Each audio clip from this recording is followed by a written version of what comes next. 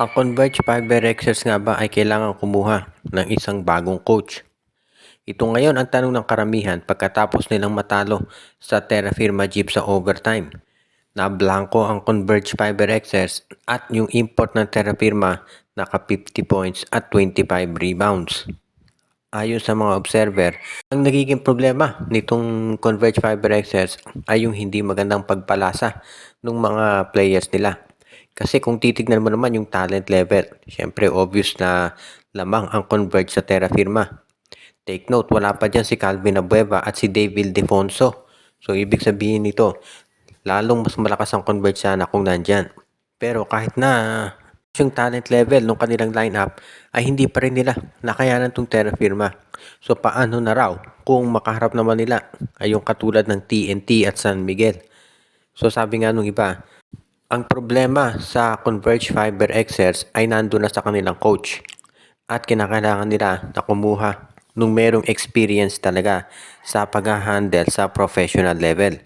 Dahil kahit na nandyan na lahat ng talent sa lineup mo, kung hindi mo naman mababalasa at hindi magagamit ng maayos, mababaliwala din. So parang iyan yung nakikita natin na problema sa Converge Fiber Xers. Tignan natin kung magpapalit ka ng coach itong Converge. Well, actually nandiyan naman itong si Raiko Toraman bilang assistant o consultant. So baka dapat maging mas active ang role nito pagdating dito sa Converge Fiber Xers. Ganun pa man, so far, mukhang itong Converge daw ang isa pang inaalala pag-i-struggle nitong si Mikey Williams. 35 months na kasi itong hindi naglalaro ng professional basketball. So, medyo understandable kung bakit yung hindi pa rin maganda ang nilalaro nito at parang kinakalawang pa. Ang susunod naman nating balita, ang free agent na si Baser Amer ay kukunin daw ng SMB. Si Baser Amer ay naging free agent na, pinakawala na to ng NLEX Road Warriors. So hindi na ako magtataka kung ito ay susubukang makakuha ng SMB para madagdagan point guards dito sa kanilang rotation. Dahil parang yan daw yung nakikita ng management na weak spot ng koponan ni Coach Leo Austria. Itong si Baser Amer bago yan napunta sa NLEX at Blackwater ay naglaro to ng mahabang panahon sa Meralco at yan yung naging main point guard talaga nila. Pero lately nga medyo bumaba yung laro nito at naging free agent na nga. Pero confident daw itong si Coach Leo Austria na kapag napunta sa San Miguel itong si Baser Amer ay babalik yung dati nitong laro. At yan naman talaga ang iniintay ngayon ni Coach Leo Austria. Bukod dito, alam natin na si Baser Amer ay isang matinding scorer at clutch player yan talaga. So parang yan ang iniintay ngayon ng SMB na makita mula dito sa nabanggit na player. Kung sakasakali na bumalik yung Baser Amer na naglalaro dati sa Meralco Bulls, ang laking addition nito sa SMB.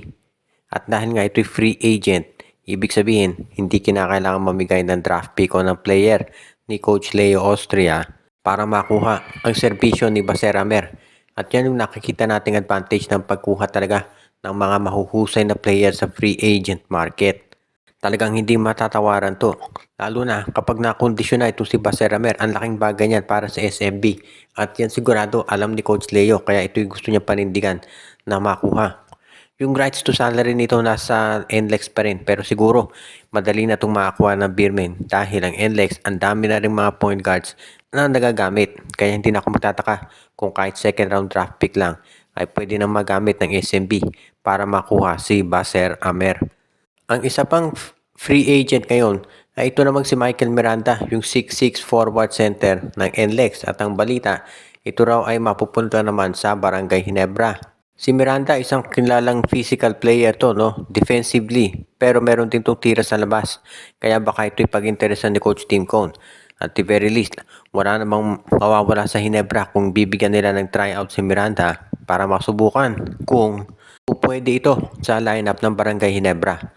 Sa kasalukuyan, medyo nagkakaroon pa ng konting adjustment si Coach Tim Cone dito sa kanyang roster.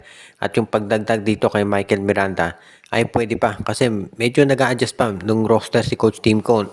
At merong mga players na nadadagdag, merong mga naaalis. Mukhang po pwede nga talaga na itong si Michael Miranda, yan ang masama dito sa lineup ng Gene Kings. Kung sakasakali, malaking bonus dito sa Ginebra dahil ito si Miranda bilang free agent. Dali yan na makakakuha ng Gene Kings.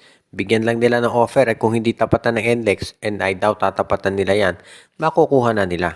So sa tingin ko, itong si Miranda, yung physical defense dito, pwedeng gamitin ni Coach Tim Cone para do sa mga forwards at mga imports ng kalabang team, lalo na sa Governor's Cup.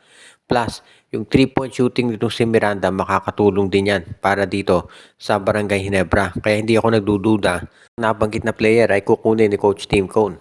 At dahil nga ito'y free agent, ibig sabihin kahit short-term contract lang ang i-offer nila, po pwede na para ma-try out lang nila kung mag-fit doon sa triangle offense ang nabanggit na player.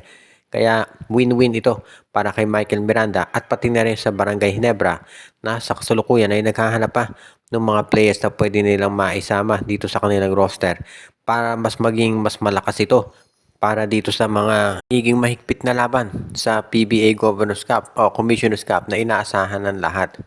Mahina nga ba itong Macau Black Bears? Iyan ang tanong ng karamihan pagkatapos matalo na naman, this time sa Rain or Shine Elasto Painters. Lumawang pa ng 12 itong Macau Black Bears pero hindi nila na-sustain yung lamang. At nung bandang huli, ang nangyari ay sila ay natalo. So sabi nga nila, mukhang may problema talaga sa lineup nito. Well, may dalawang issue tayo nakikita dito sa Macau Black Bears. Unang-una, yung kanilang import. Okay naman, ang problema lang dapat kasi dalawang import nila eh. Inalaw yan ng PBA. Yun nga lang, yung 7-6 import nila, Sam Degara, ay nagdesisyon na maglaro sa Taiwan Basketball League. Yan syempre, nakulangan sila ng big man. At nagdesisyon yata itong Macau na hindi na kumuha ng isa pang import. So, yan ngayon na naging problema. Tandaan natin yung Bay Area Dragons, isa lang import pero pinag-alternate nila. Ito, isa lang talaga yung import literally nitong Macau Black Bears. Ang isa pang problema, itong Macau Black Bears hindi pinayagan ng PBA na kumuha ng mga local players. Kahit na meron silang local player doon sa lineup nila na si Cole Mysek. Medyo nakapagtataka yung ruling na yan ng PBA ba't hindi sila pinayagan. Dapat siguro hayaan na ng PBA itong Macau Black Bears na ilagay kung sino man yung players na gusto nila doon sa kanilang roster. Kung ginawa yan ng PBA, baka mas maganda pa ang magiging laro nitong Macau Black Bears. Kaya dapat siguro sa susunod tanggalan na ng restriction itong mga foreign teams na iimbitahan sumali sa PBA. At hayaan na sila na ilagay kung sino man yung gusto nila doon sa lineup nila. Kaya nga kayo nag-iimbita ng mga foreign teams para lumakas yung team, yung mga kompetisyon. Pero kung bibigyan nyo naman ng handicap ay parang baliwala din.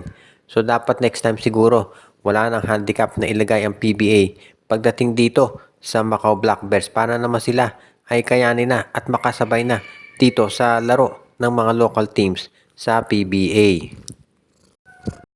At binabati natin yung ating mga regular na mga viewers na sila Jonel Alagon, Mon de Guzman, si Joshua Giray Espejo at Rosales family, Michael D, Ireneo Salangsang, Romeo Conchada, Anthony Alon.